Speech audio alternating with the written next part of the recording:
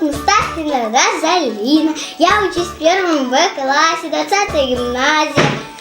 Нам сказали по окружающему миру сделать вот такую фигурку.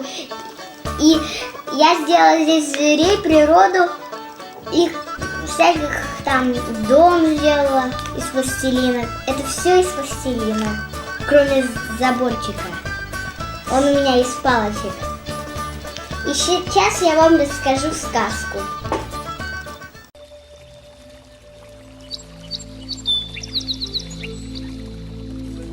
В сказочном изумрудном лесу наступило лето. Кругом пышная зелень, ярко-голубое небо с молочными облаками. Чудесное солнце льет свои золотые лучи. В нашем сказочном изумрудном лесу кипит жизнь. По травинкам снуют букашки, в воздухе жужжат дикие пчелы. Здесь все звери как одна семья. Это лиса, рыжая краса. Она очень добрая и трудолюбивая. А это волк. Он очень сильный и храбрый. Познакомьтесь, это медведь. Он любит полакомиться вкусным сладким медом.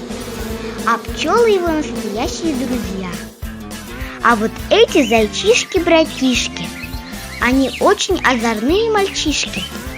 Утром бегут скорее в огород, целую грядку моркови сгрызут. Вот и лягушки-квакушки греются на солнечных лучах и наслаждаются летом.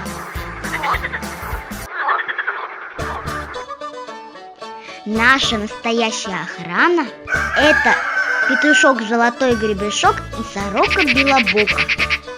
Они охраняют наш теремок. В этом теремке живут все наши звери. В один прекрасный день случилась беда.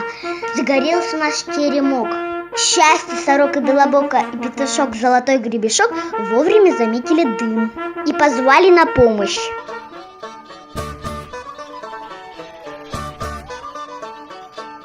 В пожарной бригаде работали настоящие герои, храбрые собаки.